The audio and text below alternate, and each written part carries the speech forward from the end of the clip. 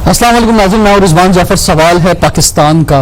नाज़रीन, 2018 के general election से लेके अब तक की कुछ सियासत पे बात करें तो उसमें सबसे अहम बात तो यही थी कि दो सियासी जमातें, मुस्लिम लीग नून और पाकिस्तान पीपल्स पार्टी, जो दो ऑप्शंस थे हमारे पास, उसके बाद एक तीसरा ऑप्शन पाकिस्तान तहरीक इंसाफ की सूरत में निकल के सामने आया। यानी अब मुल्की सतह पर तीन बड़ी सियासी जमातें जो है वो मौजूद हैं। दूसरी अहम बात इन 2.5 सालों में ये कि जो सेकंड लाइन पार्टी की थी, यानी हम अगर बात करें लीडरशिप के अंदर, तो वो भी सामने आई। यानी हम बात करते हैं पाकिस्तान पीपल्स पार्टी की, तो बिलावल भुट्टो जरदारी जो हैं, एक नौजवान लीडर जो हैं, वो सामने आए। और शुरू में एक्सेप्ट करना उनको मुश्किल हो रहा था, उनको मुश्किल हो रही थी कुछ, और उनको भी मुश्किल किया जाना मुश्किल हो रहा था। लेकिन अब जो है वो काफ़ी हद तक जो है ऐसा महसूस हो रहा है कि वो ज़बरदस्त अंदाज उन सब चीज़ों को हैंडल कर रहे हैं, या कैसे कर रहे हैं ये यकीनी तौर पर सवाल उठाएंगे। इसी तरह से मुस्लिम लीग नून की बात करें तो वहां पर मरियम नवाज साहिबा और इसी तरह से हमजा शहबाज जो हैं वो भी एक्टिव तौर पर सामने आए। इसका मतलब ये कि अब नेक्स्ट जनरेशन के बाद जो सियासत चली गई, नौजवान क़यादत के बाद जो है सियासत चली गई। और पाकिस्तान तहरीक इंसाफ की बात करें तो उसमें भी बड़ी तादाद में नौजवान रहनुमा जो है सामने आए हैं। एक बड़ा सवाल उठाया जाता है मोरसी सियासत, खानदानी सियासत के हवाले से कि ये आगे सिलसिला चल रहा है और लीडरशिप में भी वही आ रहा है सिलसिला आगे। लेकिन क्या ये किस हद तक पॉजिटिव है, क्या सोच है, ये आज के प्रोग्राम में हम बात करेंगे। मौजूदा जो सियासी सूरत हाल है उस पर भी बात होगी, सेनेट इलेक्शन और सेनेट के चेयरमैन के हवाले से। आज हम ये प्रोग्राम जो जिस मौजूद आज मैं करने जा रहा हूँ, बहुत दिनों से मैं सोच रहा था इस पर जरूर बात होगी, लेकिन आज बलाखिर जो है हमने इस तरह के मेहमान बुलाए हैं जो इन सवालों का बड़ा जबरदस्त जवाब दे सकते हैं। हमारे पास सबसे पहले मौजूद हैं जनाब एहसन जुबैर साहब। आप सदर हैं यूथ विंग मुस्लिम लीग नून सिंध के, तो एहसन को हम खुशामदीद कहते हैं। आपके वालिद मोहतरम मोहम्मद जुबैर साहब सिंध के गवर्नर रहे, और ये एक अच्छी बात होती है कि आप भी जो है वो सियासत के अंदर आगे आए। हमारे साथ मौजूद हैं जनाब कुमैल हैदर शाह साहब, हमारे प्रोग्राम में पहले भी तशरीफ ला चुके हैं और खासतौर पे सिंध की सियासत में बहुत अहम रोल है। आपके भी वालिद मोहतरम जनाब नासिर हुसैन शाह साहब जो हैं इस वक्त पाकिस्तान पीपल्स पार्टी में बड़ा इंपॉर्टेंट रोल अदा कर रहे हैं। हमारे साथ मौजूद हैं उफक बलोच, पाकिस्तान तहरीक इंसाफ को इन्होंने ज्वाइन किया है, और इनके वालिद मोहतरम केएस मुजाहिद खान बलोच जो हैं वो भी ज़बरदस्त पॉलिटिशियन रहे हैं, और बल्कि पिछले दिनों में बल्दिया में प्रोग्राम कर रहा था, तो आज भी वहाँ के लोग जो है वो आपके वालिद साहब को याद रखते हैं। तो कुमैल साहब, आपसे हम आगाज करते हैं। ये तो आपको नजर आ रहा होगा कि थोड़ी सी हमारी शरारत भी हुई है आज, जो हमने तारुफ जो बयान किया है ना, इसके पीछे एक शरारत भी छुपी हुई है। तो अगर आपके वालिद मोहतरम जो है वो सियासत में नहीं होते तो भी आप सियासत में होते? सर, मेरे बिस्मिल्लाहिर्रहमानिर्रहीम, मेरे वालिद साहब अगर सियासत में ना होते सर, तो मैं शायद फिर भी होता, क्योंकि मेरे दादा भी सियासत में थे और फिर उनके वालिद साहब भी खानदानी सियासत में। तो I am the 4th generation. अच्छा, ठीक है। तो मेरे जो दादा थे वो भी मेंबर थे पार्लियामेंट के, भुट्टो साहब के साथ और अयूब खान के साथ असेंबली में भी थे, फिर वालिद साहब भी उससे पहले। तो हमने जो है ना, असल में आपका विजन जानना है कि एक बात ये भी कही जाती है कि जनाब घर में सियासत हो रही थी तो उसको देख के जो है वो सियासत में आ गए, लेकिन इन लोगों के पास जो है ना कोई विजन नहीं है, कुछ मालूम नहीं है। अच्छा, मैं आप सबकी बात जो है ना बाद में करूंगा, पहले क़यादत की बात कर लेते हैं ना। बिलावल भुट्टो की हम बात करते हैं, आपसे आगाज करते हैं। बिलावल भुट्टो जरदारी साहब जो हैं, मकसद अक्सर लोग तनकीद करते हैं कि जनाब उन्हें पाकिस्तान का मकसद क्या मालूम, वो सोने का चम्मच लेके जो है पैदा हुए हैं, उन्हें क्या मालूम कि लोग किस तरह बसों में सफर करते हैं, लोकल गवर्नमेंट के जो क्या मसाइल हैं, लोग घर में पानी नहीं आ रहा तो लोग किस तरह जीते हैं, पानी साफ नहीं आ रहा तो किस तरह से रहते हैं, महंगाई गुर्बत का जो मामला है वो किस जगह पर है। मतलब ग्राउंड का उन्हें कुछ नहीं पता। जब उन्हें ग्राउंड का कुछ नहीं पता तो वो इन ग्राउंड के लोगों को, जो ताकत का सरचश्मा आवाम होती है, इसकी बात आप करते थे, इनका केस कैसे लड़ेंगे? देखिए सर, अब इस पे थोड़ा मुझे टाइम दीजिएगा तो मैं आपको तफसील से बताऊंगा। चेयरमैन बिलावल भुट्टो जरदारी साहब हो गए, उन्होंने ये जो सियासत है ये उन्होंने बचपन से देखी है, और क्योंकि उनकी वालिदा एक पाकिस्तान की नहीं, इंटरनेशनल लेवल की एक बड़ी लीडर थी, खातून थी, और उनको बड़ा ही किया गया। लेकिन वो जब बच्चे थे, जब वो छोटे थे, तब भी अगर वो ये सोचते थे कि मेरे वालिद मुझसे दूर क्यों हैं, मैं कहीं और बैठा हूँ, वालिद साहब कहीं जेल में बैठे हैं, तो जरूर वो जो बातें उनकी वालदा सिखाती थी, उनको बताती थी, अपने लेक्चर्स में लेके जाती थी। और उनकी वालदा के इंतकाल के बाद जब वालदा की शहादत हो गई, उसके बाद भी आप देखें कि उनको पार्टी का चेयरमैन बनाया गया, बट वो डायरेक्टली पॉलिटिक्स में नहीं आए थे। आपने वो टाइम देखा होगा, वो वापस गए, अपनी स्टडीज पूरी की, 8 से 13 तक बाहर थे, वापस आए और फिर उनको पॉलिटिक्स में बाकायदगी से टीम दी गई, जिसमें उनको वो खुद भी जाहिर सी बात है बचपन से देखते आ रहे हैं। बिल्कुल, वो घर से ही ट्रेनिंग मिली शुरू से ही। हाँ, उनको और उसके बाद भी ट्रेनिंग हुई उनकी, उर्दू पढ़ने समझने की भी ट्रेनिंग हुई, बहुत सारी चीजों की ट्रेनिंग हुई। लेकिन सर वो कोई स्कॉटलैंड में तो नहीं रहते थे, कोई यूरोप में तो नहीं रहते थे, वो रहते तो यही कराची में थे। वो कराची की बसें भी देखते थे, कराची के रोड्स भी देखते थे, कराची का आम मसला भी देखते थे, सिंध का, पंजाब का जरूर फील भी करते थे। आप देखें हेल्थ सिस्टम में आप ही के चैनल पे कई बार हमारी बात हुई है और बहुत सारे दूसरे पार्टीज के भी लीडर्स आए हैं, आप ही उस पे आप देखें कि बहरहाल हमने उनको ये मनवाया है कि हेल्थ सिस्टम पूरे पाकिस्तान में सबसे बेहतर कहा है। जरूर ये नहीं कि बिल्कुल बेहतर है, हमारी यही हमेशा ये कहना होता है कि कराची में किसी हद तक आप कह सकते हैं, लेकिन जब आप बाकी सिंध की बात करते हैं तो उसमें तो वो शायद बेहतर नहीं मिलेगा हेल्थ सिस्टम। आप NICVD को सकते नहीं, वो कराची में ही है ना, कुछ ब्रांचेस है उसकी, लेकिन उसका सबसे बड़ा तो जो इंटीरियर को, पंजाब को, बलोचिस्तान को, सिंध को। चलिए मैं इस तरफ आऊंगा, आपके विजन को जानेंगे, थोड़ा सा आपकी तरफ आएंगे। एहसन जुबैर साहब, आप फरमाएं। जुबैर साहब मसद एक कॉर्पोरेट सेक्टर में रहे और उसके बाद जो है वो सियासत के अंदर आए और फिर उसके बाद जो है वो मैं कहूँगा बल्कि अपनी काबिलियत की बुनियाद पे जो है वो पार्टी में बढ़ते चले गए, गवर्नर तक बने। तो आप जो हैं वो क्या समझते हैं कि मसद जो एंट्री आपने ली और सदर के अब बने में आप सिंध के यूथ विंग के, तो ये फादर की वजह से है आपकी सक्सेस जो है या आपकी अपनी सलाहियतों की बुनियाद पर है? रिजवान साहब, थैंक यू, आपने मौका दिया बात करने का। रिजवान साहब, बड़ी अहम और मज़ेदार बात बताऊंगा जो बड़े कम लोगों को शायद अभी तक इस चीज़ का पता है। मेरे फादर ने ऑफिशियली ज्वाइनिंग दी थी 2012 में जी। और मैं 2010 और 11 से निहाल हाशमी साहब के साथ मुझे हमेशा से रोड पॉलिटिक्स का बहुत शौक था। मेरे फादर को आज भी नहीं है, मुझे हमेशा से एक शौक था, तो मैं निहाल हाशमी साहब के साथ अक्सर जो है उनसे राब्ता करके उनके साथ कभी किसी जलसे में, कभी किसी जलूस में, कभी किसी रैली में मैं हमेशा बड़ा एक्टिव होता था। और उसके बाद फिर मैंने जब ऑब्वियसली हमारा नज़रिया हमेशा से PMLN के साथ था, क्योंकि वो हम आप एक चीज़ कह सकते हैं कि वो जब से हमारी पैदाइश हुई है तो घर में हमने मियां नवाज शरीफ साहब का और शहबाज शरीफ साहब का हमेशा जिक्र सुना था। और असद उमर साहब ने नहीं सुना था, मुझे लग रहा है। बिल्कुल सुना था, बड़े प्रो सपोर्टर थे, शहबाज शरीफ साहब की टीम का हिस्सा थे। मानते नहीं है, एक अलग बात है। उसके बाद फिर मेरी तकरीबन 2012 से लेके 2021 तक मैं बगैर किसी ओहदे के पार्टी के अंदर काम करता रहा और बड़ी एक स्ट्रगल के साथ मैंने काम किया। और मेरे फादर को उस दिन मैंने जाके बताया, जब मेरा नोटिफिकेशन हमारी सेंट्रल लीडरशिप ने बनाया, कैप्टन सफदर साहब ने मुझे दिया, तो मैंने अपने फादर को जाके बताया, तो उन्होंने कहा कि शायद मैं मजाक कर रहा हूँ। तो उन्होंने कहा कि किसने दिया है आपको? तो मैंने कहा कैप्टन सफदर साहब ने। तो उन्होंने कहा यार अब लोग कहेंगे कि मेरी वजह से तुम्हें मिल गया।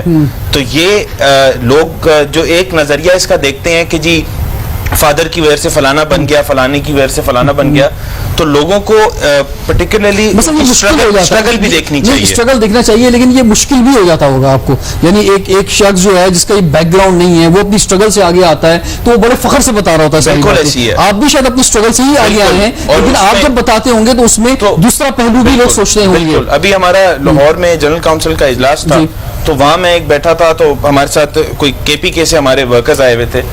तो हमारी जो लीडर है मोहतरमा मरियम नवाज शरीफ साहिबा, वो सामने बिल्कुल बैठी थी, तो उनको मैंने हाथ हिलाया तो उन्होंने मुझे जवाब दिया हाथ का। तो एक वर्कर को किसी ने बताया कि जी जुबैर साहब के बेटे हैं, तो उन्होंने कहा इस वजह से इन्होंने हाथ हिलाया है। तो ये वजह नहीं होती, हमारी अपनी, हर किसी की अपनी स्ट्रगल होती है, सपोर्ट तो होती है, सपोर्ट जरूर होती है। मरियम नवाज साहिबा अगर आपके घर पे गई और आपने अगर उनके साथ घर पे मुलाकात की, तो ये एक्सेस जो है किसी आम मुस्लिम लीग नून के जो वर्कर उसके पास तो नहीं होगा ना कि उसके घर पे मरियम नवाज साहिबा जा रही है। डेफिनेटली वो एक सर्जन होता है, वो सर्जरी रूम के अंदर जा सकता है अगर उसका वालिद डॉक्टर हो।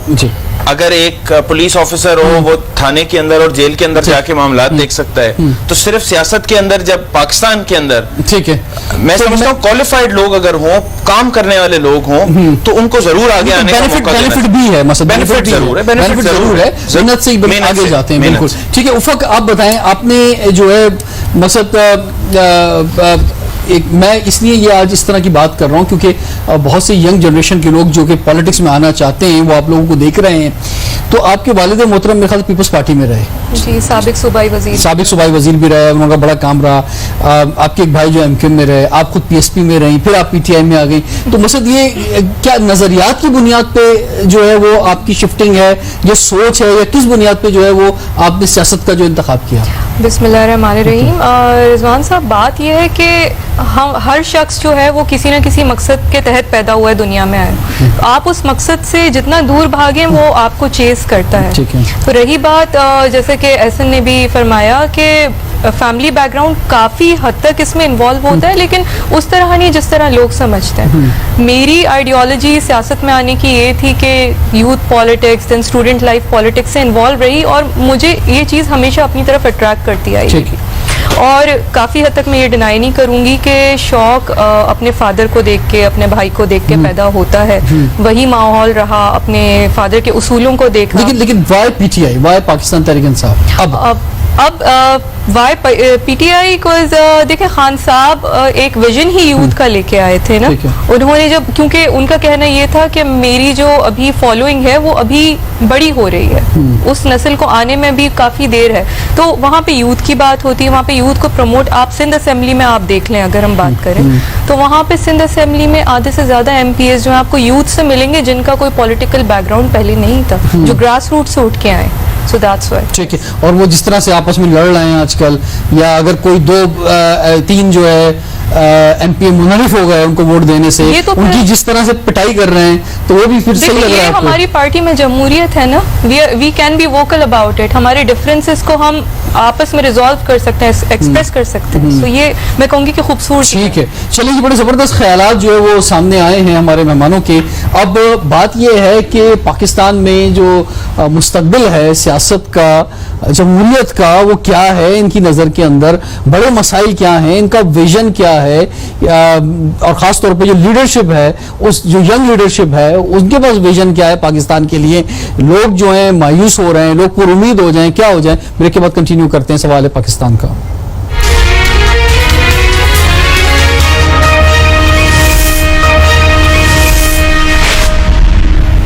वेलकम बैक नाज़रीन। सवाल है पाकिस्तान का, इसीलिए हम बात कर रहे हैं कि नौजवान क़यादत वो कैसे मुल्क को आगे लेके जाएगी और जमहूरियत की कैसे जो है वो आगे बढ़ेगी। बड़े ज़बरदस्त तीन रहनुमा, नौजवान रहनुमा इस वक्त हमारे साथ मौजूद हैं। एहसन, आपसे हम आगाज़ करते हैं। अभी सेनेट इलेक्शन आपके सामने थे, वोट को इज्जत दो आपका नारा है, लेकिन ऐसा महसूस हुआ कि नोट को इज्जत दो, कुछ ऐसा महसूस हुआ। तो ये जो सूरत हाल महसूस हुई इस वक्त, और ये हम सेनेट में हमेशा ही महसूस होती है, तो ये क्या मतलब नई जनरेशन जो है क्या सीखेगी इन चीज़ों से? रिजवान भाई, पहली बात तो ये है कि नोट को इज्जत दो की जो आपने बात की है, वो तो मेरे ख्याल में पूरी कौम ने आज देख लिया है कि जो एक शख्स को टिकट दे के उससे टिकट वापस ले के खुद ही पब्लिकली कहा फवाद चौधरी ने कि जी इनको टिकट इसलिए दिया था क्योंकि ये पैसे वाले हैं, और इन्होंने उसने आके तस्लीम किया जी अगर मैं पैसा देता तो मैं इन्हीं को दे रहा था, मैं किसी दूसरे को नहीं दे रहा था। आप हमारे 4 जनरल पे थे, एक हमारी वुमेन सीट थी। आप इन 5 में एक शख्स बता दें जो वेल ऑफ हैं। डॉक्टर अफनान साहब हैं, शाहिद खान अब्बासी साहब की बहन है, वो वुमेन पे आई हैं। बाकी जो हमारे मीर साहब हैं, हमारे जितने भी चारों के चारों कैंडिडेट्स हैं, आप मुझे बता दें उसमें एक आप एक्सपर्ट है माशाल्लाह, आप उनका बैकग्राउंड चेक कर लें, एक इंसान के पास पैसा हो। पीपल्स पार्टी ने अपने जो पैसे वाले लोग थे उनको टिकट दिए नहीं है। तो ये वोट को इज्जत दो की तहरीक तो हमने चलाई है, PDM ने चलाई है पूरी, और मेक श्योर भी की है बट आप मुझे बताएं कि आपको खुद लगता है जो आज खान साहब ने एक वो जो उनका एक स्कार्फ है पीटीआई का जो वो उनको गले में डाला है, तो नोट को इज्जत दो की तो बात, और जो हमारी आने वाली नस्लें हैं जो वो आप कह रहे हैं कि वो देख के वो क्या सोचेगी, तो वो तो इन क्योंकि इनको ये कहते हैं ना हमारे साथ बहुत अच्छा ये बताएं, ये जो ब्रांडिंग क्रिएट हुई है 126 दिन इमरान खान साहब जो है वो कंटेनर पे रहे, तो मुस्लिम लीग नून के लिए, पाकिस्तान पीपल्स पार्टी के लिए, मौलाना फजलुर रहमान के लिए जो एक ब्रांडिंग क्रिएट हुई कि करप्ट, बेईमान मुल्क जो कर्जों में फंसा हुआ है, इनकी वजह से फंसा हुआ है, सारा पैसा जो वो बाहर ले गए। आज भी उन्होंने काबीना के वालिद में जो फरमाया कि जनाब कितना जो मुल्क को नुकसान पहुंचा, क्या हुआ, तो ये क्या आपके लिए चैलेंज नहीं है कि इसके अंदर से निकलना और इसमें पार्टी को आगे लेके चलना? इसके अंदर खासतौर पर जैसे यूथ के आप सदर हैं तो सिंध में देखिए हमारे लिए बड़ी प्रॉब्लम थी, हमारे लिए बहुत ज्यादा हमें स्ट्रगल करने की जरूरत थी, बट इन्होंने हमारे लिए इतनी आसानियां पैदा की हैं। हमारे लिए सब काफी लोगों का एक विजन था कि जी 70 साल से पीपल्स पार्टी और पीएमएलएन ने मुल्क की तबाही की है और उन्होंने करप्शन की है और फलाना किया है, बट आज अगर आप आवाम के पास जाएं तो आवाम कहती है कि अगर वो चोर थे तो उनको वापस ले आएं, क्योंकि तब बिजली भी सस्ती थी, आटा भी सस्ता था, पेट्रोल भी सस्ता था, गैस भी सस्ती थी, गाड़ियां भी सस्ती थी, इलेक्ट्रॉनिक्स भी सस्ते थे। तो अगर चोरी होती थी तो उस टाइम पे चीजें महंगी होनी चाहिए थी। खान साहब ने कंटेनर के ऊपर खड़े होकर खुद कहा कि जी पेट्रोल महंगा होता है तो इसका मतलब है वजीर आजम चोर है। असद उमर साहब ने कहा फलानी चीज अगर ऊपर जाती है तो वजीर चोर है। तो यही चीज हम सिर्फ एक बड़ा क्लियर एक्सप्लेनेशन मांगते हैं कि अगर तो ये सारी चीजें अब एकदम से इतनी ऊपर गई हैं, डॉलर रेट ऊपर गया है, पेट्रोल ऊपर गया है, सारी चीजें सब पिछले दौर को उसका कहते हैं ना जनाब, उनकी वजह से हुआ ना, कितने कर्जों में आ गया था। मेरे ख्याल में ये पहले 365 दिन अगर आपने ये रोना रोया कि जी पुराने वालों की ओर से it's too late now. It's 3 साल हो चुके हैं वो अब आई थिंक अपनी प्रोग्रेस के ऊपर आए। और आप यकीन करें कि अभी जब ये वोट ऑफ कॉन्फिडेंस इन्होंने लिया था और इन्होंने स्पीच शुरू की तो मैंने 10 मिनट्स इनकी स्पीच सुनी और मुझे बड़ा एक दिल में एक वो था कि शायद ये आज कोई एक अलग नजरिए से बात करें, क्योंकि खालिद मकबूल सिद्दीकी ने एक बड़ी अच्छी स्पीच की और खास तौर पे हमारा जो शहर है कराची उसके लिए बहुत अच्छी अच्छी बातें की। But at the end of the day उन्होंने फिर वही चोर डाकू मैं छोड़ूंगा नहीं। इससे सर अगर मुल्क चलना होता तो मेरा ख्याल में बहुत तरक्की मैं से सवाल जरूर रखूंगा, लेकिन उससे पहले कुमैल ये फरमाएं, ये जो मैं ब्रांडिंग की बात कर रहा था क्रिएट करना कि मसद वही कंटेनर के दिन या अभी इन पिछले 2.5-3 सालों के अंदर भी या अभी लेटेस्ट ही देख लें जो ये एतमाद के वोट की बात कर रहे हैं उसमें भी जो प्राइम मिनिस्टर ने बात की या अभी आज भी जो बात की कि जनाब एक जरदारी सब पे भारी, यानी वो खाता है तो खिलाता भी है, यानी ये अल्फाज जब वो उनके कह रहे हैं तो अच्छा फिर ये एक इस्टेब्लिश भी किसी हद तक ब्रांडिंग क्रिएट हो गई। जरदारी साहब की 10% वाली भी प्राइम मिनिस्टर ने बात की, तो ये जो पीपल्स पार्टी के साथ ये अटैच है करप्शन की ब्रांडिंग, बड़ी माजर के साथ हो सकता है गलत हो ना हो शायद, लेकिन ये जो क्रिएट हुई भी इमरान खान साहब ने और इसको मजबूत कर दिया, तो ये मुश्किल नहीं है आप लोगों के लिए कि अब आगे कैसे पार्टी को लेकर चलेंगे, लोगों से किस मुंह के साथ जो वोट मांगेंगे? सर उसी मुंह से वोट मांगेंगे और लेकिन प्रॉब्लम ये है, आप देखिए जैसे एहसन भाई ने कहा कि उनके पास इसके अलावा क्या बात है। आप देखें ना, चलो भाई आपने एक इलेक्शन, हम तो उस इलेक्शन को भी गलत इलेक्शन मानते हैं, हम तो उस इलेक्शन को तस्लीम ही नहीं करते, हम कहते हैं it's a managed election, it's a manufactured election, it's not a proper election कि peoples who gives vote and ये लोग जीत गए। हमारा ये मानना है आपने कंटेनर पे चढ़ के ये बातें की, लोगों को कहा ये चोर है, ये डाकू हैं, ये फलान है, अब आप आ गए, आपको 3 साल मिल गए, आपने क्या किया है? ठीक है, आपने क्या किया? आपने जो बातें की थी कि मैं 1 करोड़ जॉब्स दूंगा, 50 लाख घर दूंगा, दरख्त लगा दूंगा, कराची कितनी बार आया है, कितनी बार कराची के आके मेगा प्रोजेक्ट्स अनाउंस करके गया है, क्या दिया है?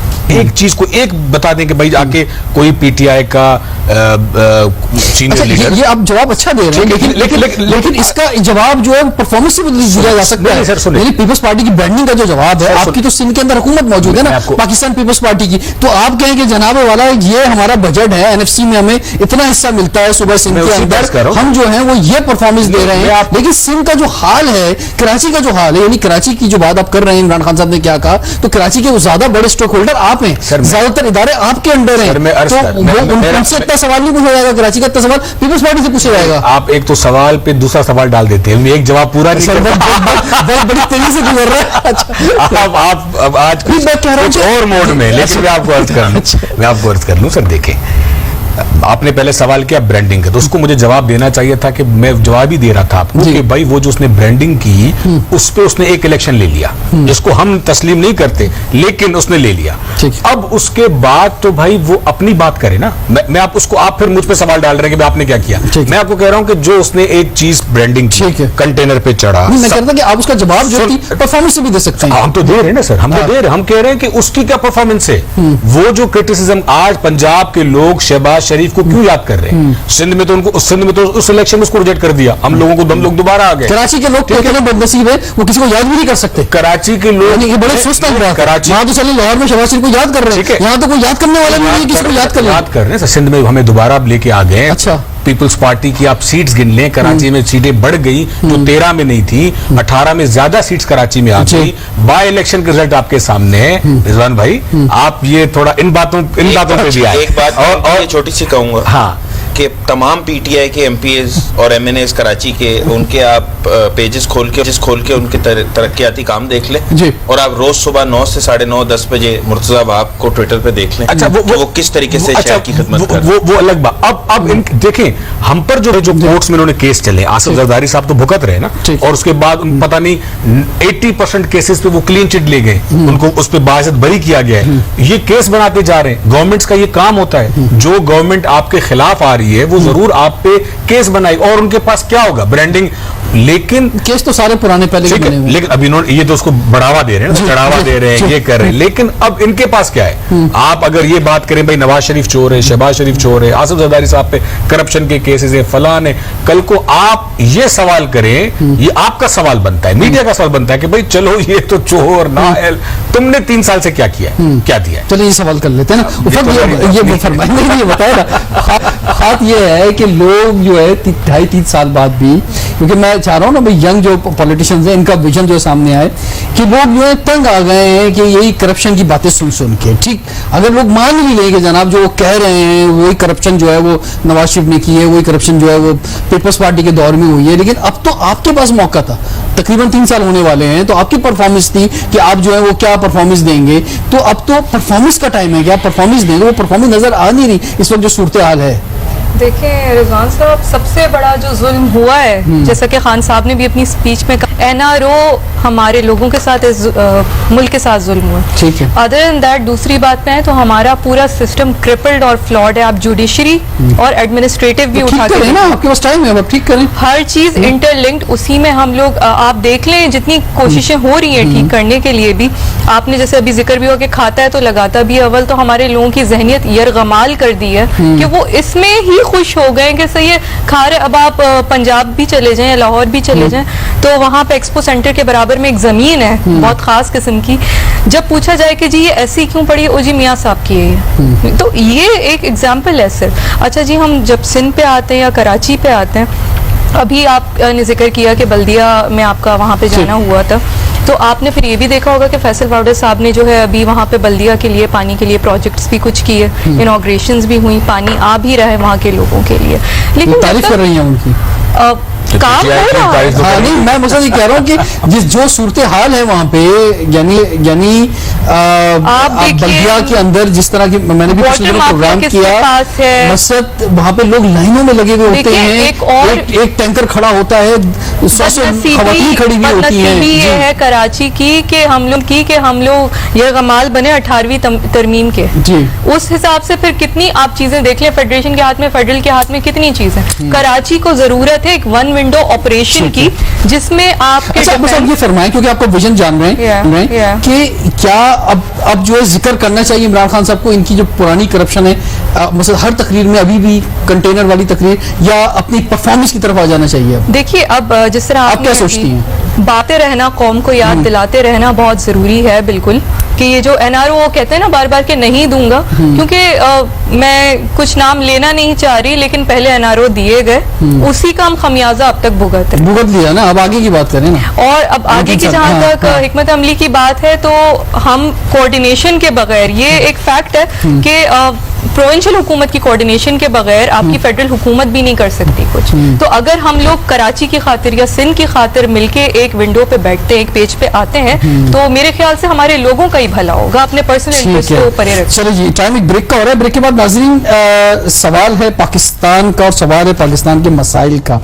ये जो यंग क़यादत हमारे साथ मौजूद है, इनके नज़दीक पाकिस्तान का सबसे बड़ा मसला क्या है? बेरोजगारी है, करप्शन है, महंगाई है, लोकल गवर्नमेंट है, तालीम है, सेहत है, क्या है इनके नज़दीक? और इनके पास क्या आपको इसका हल भी मौजूद है, या आज जो यंग क़यादत है उसके पास क्या विजन है उसको उन चीज़ों को बेहतर करने के लिए? इनसे सवाल करेंगे ब्रेक के बाद। सवाल है पाकिस्तान का।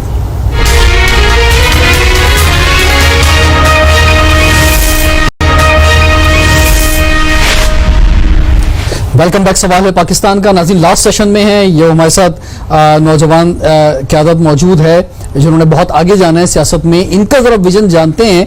कुमैल हैदर शाह साहब, आपसे आगाज करते हैं। आपके नज़दीक पाकिस्तान का इस वक्त सबसे बड़ा मसला क्या है और इसका कोई विजन है आपके पास का हल का? सर, मैं समझता हूँ कि इस वक्त पाकिस्तान का जो सबसे बड़ा मसला है वो जो हमारे पास अनएम्प्लॉयमेंट है। ठीक है।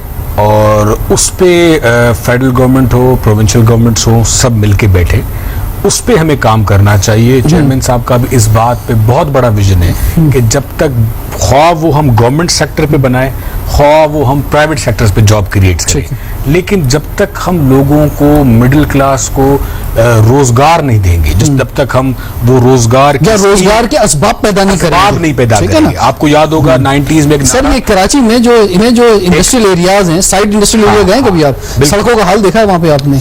अभी आप देखा होगा, काम चल भी रहा है। ये भी वो एक ही सड़क पे चल रहा है काम अभी तक, ओवरऑल अपसाइड किया। यही तो मसला, हर सवाल के जो आधे मुझे तो विजन मुझसे पूछ रहे हैं विजन, और फिर आपने सड़कों पे आ गए। अच्छा, विजन पे आ जाए। अच्छा सर, तो बेरोजगारी आप कहते हैं सबसे बड़ा मसला, उसका हल होना चाहिए और उस पे प्रॉपर हमने एक प्रॉपर स्कीम भी बनाई थी, ताकि हम जो भी हमारे इंडस्ट्रियल्स हैं, जो हमारे प्राइवेट पाकिस्तान में इन्वेस्टर्स हैं, उनको गवर्नमेंट जमीन दे और उस पे वो आके इंडस्ट्रीज लगाएं। जब तक आप उनको सब्सिडाइज्ड प्रोग्राम नहीं देंगे तो वो आपको फेवर नहीं मिलेगा। तो उसमें आपको 90s में एक नारा याद होगा कि बेनजीर आएगी, रोजगार लाएगी। तो वो इसी तरह होते थे कि भाई आप उस जमाने में देखें कितनी फैक्ट्रीज लगी, मिल्स लगे, पीटीसीएल का किस तरह जाल बिछाया गया। तो ये मेरा ये मानना है कि, और हम यही और हमारा पार्टी का भी सबसे बड़ा मैनिफेस्टो यही है कि जॉब्स क्रिएशन हो, ताकि आप देखें सर, जब तक आप जॉब क्रिएशन उस तरह ना हो कि वो जो सियासी भर्तियां होती नहीं, वो तो अब हो भी नहीं सकता। तो एनटीएस आ गई सर, एनटीएस का टेस्ट होता है, उसमें हर चीज होता है, लेकिन उसमें आप देखें एक बड़ा मसला कि ये आपने भी फील किया होगा, और आप हमारे सीनियर भी हैं, बड़े भाई भी तो हैं ही, वो तो आप बड़े हैं। तो ये आपने जो मिडिल क्लास हमारा तबका है, वो उसमें बड़ा प्रॉब्लम आ गया। या तो लोग बिल्कुल अमीर होते जाते हैं या बिल्कुल जबरदस्त विजन है। तो जब तक आप वो जॉब्स क्रिएशन होगा तो आप फरमाएं, क्या समझते हैं, क्या बड़ा मसला है, क्या हल है अपने नजदीक सबसे बड़ा आपके नजदीक? ख्वातीन को सबसे पहले सॉरी करता हुआ चलूं कि मैं समझता हूँ इस मुल्क का फिल वक्त सबसे बड़ा मसला जो है वो इमरान खान है। और इमरान खान अगर साइडलाइन हो जाए और वो मौका दे, ठीक है, चलें, ये तो आपने पॉलिटिकल बात कर, लेकिन जो इश्यूज हैं आपको इस गवर्नमेंट के अंदर भी, या तो महंगाई नजर आ रही है, या करप्शन है, या क्या चीज है? घर बनाने थे, जॉब्स देनी थी, बाहर की दुनिया से लोग इस मुल्क में नौकरियां ढूंढने आएंगे। मैं विजन जानना चाह रहा हूँ कि मिसाल तौर पर अब आपकी हुकूमत आती है, आपके नजदीक सबसे बड़ा चैलेंज क्या है, क्या मसला है सबसे बड़ा? सर, मेरा विजन सबसे बड़ा जो मुझे इस टाइम पे लगता है वो ये है कि जब आप एक गवर्नमेंट में खुद होते हैं तो आपको सारी चीजें साइड पे रख के आवाम का सबसे पहले सोचना चाहिए। आज पीडीएम है, गवर्नमेंट है, क्या कानून साजी की जरूरत है, मजीद कानून साजी की जरूरत है? कानून साजी जरूर होनी चाहिए, हमेशा 100% होनी चाहिए, और मेरे ख्याल में तमाम पॉलिटिकल पार्टीज उस पर इत्तेफाक करती हैं। बट जरूर यही बात है, इम्प्लीमेंटेशन बहुत जरूरी है, बगैर इम्प्लीमेंटेशन के काम नहीं हो सकता। और बात क्या सबसे बड़ा मसला 18वीं तरमीम में? नहीं सर, नहीं, अच्छा सर, बिल्कुल भी नहीं। 18वीं तरमीम मेरे ख्याल में इस कौम के लिए बहुत एक अच्छा चीज है। ठीक है जी, आप बताएं, क्या आपके नजदीक क्या बड़ा मसला है? सबसे बड़ा, पहले मैं एहसन की बात का जवाब कि इन्होंने फरमाया कि इमरान खान सबसे बड़ा मसला। इमरान खान ने तो यूथ को वॉइस दी है, वही वजह है कि शायद मैं भी अभी पार्टी की नुमाइंदगी करने के लिए इस जगह मौजूद हूँ। आप असेंबली में देख लें, अरसलान ताज हो गए, अदील अहमद हो गए, ठीक है, अब मसले अब्बास बात है। जाफरी, ठीक है, अब ये आपके सारे नजदीक सबसे नाम- बड़ा मसला क्या है? वैसे तो मसले बहुत हैं, लेकिन आप क्या विजन क्या है? देखिए, being a part of youth ठीक है। एंड अ फीमेल, मैं डिस्ट्रिक्ट वेस्ट से जो मेरा ताल्लुक है और ओवरऑल भी कि वहाँ पे बच्चियाँ इतना पोटेंशियल है, वो पढ़ना भी चाहती हैं, ठीक है। लेकिन उनके लिए ना तो सही फैमिली काउंसलिंग हो रही है, ना उनके लिए मौके जो हैं प्रोविंशियल लेवल पे, तो हमें उस पे काम है। करने की बहुत जरूरत है। और यूथ बेरोजगार है, हमारी यूथ जाया हो रही है, हमारे पढ़े लिखे इस वक्त जो नौजवान सियासत का हाल है, आप समझती हैं कि नौजवान सियासत में आना चाहते हैं? नौजवान सियासत में आना चाहिए, क्योंकि असल स्टेक होल्डर्स आगे हम ही हैं। हमारी फैमिलीज ने कभी ना कभी तो हटना है सियासत से, ठीक है। तो आगे हमें यहाँ रहना, हमारी नस्लों को यहाँ रहना है। तो इस ठीक है वजह जी, से बहुत मैं बहुत शुक्रिया इनकरेज करना आप चाहूँगी। तीनों शख्सियात का कि आप यहाँ पे तशरीफ लाए, और हमने जो आगाज किया था वो इनके जो तीनों हमारे मेहमान के बैकग्राउंड से हवाले से बात की थी कि इनके फादर्स जो थे वो सक्सेसफुल रहे बहुत ज्यादा पॉलिटिक्स के अंदर, तो क्या है भी रहे भी और हैं भी, बिल्कुल आगे भी रहेंगे, आगे भी रहेंगे। और तो क्या ये इनके लिए बेनिफिट है या इनके लिए नुकसानदेह बात है, या ये इनके लिए स्ट्रेंथ बनता है, या इनकी अपनी स्ट्रगल को नुकसान पहुंचता है, और फिर इनका अपना विजन क्या है, या सिर्फ और सिर्फ ये उसी बैक पर सियासत के अंदर हैं? तो उनका विजन जाना मेरे ख्याल से टाइम आज शायद कम रहा, इनके जो उनका विजन है या जो इनकी नई क़यादत है अभी खासतौर पे नून लीग की और पाकिस्तान पीपल्स पार्टी की, उसका विजन क्या है? वो क्या आवाम से जुड़े हुए हैं, करीब हैं, आवाम के जो बुनियादी मसाइल हैं समझ में आते हैं, या ये कभी हल हो सकेंगे? इस पर इंशाल्लाह फिर कभी जरूर प्रोग्राम लेकर हाजिर होंगे। अब तक के लिए रिजवान जाफर को इजाजत दीजिए। सवाल पाकिस्तान का।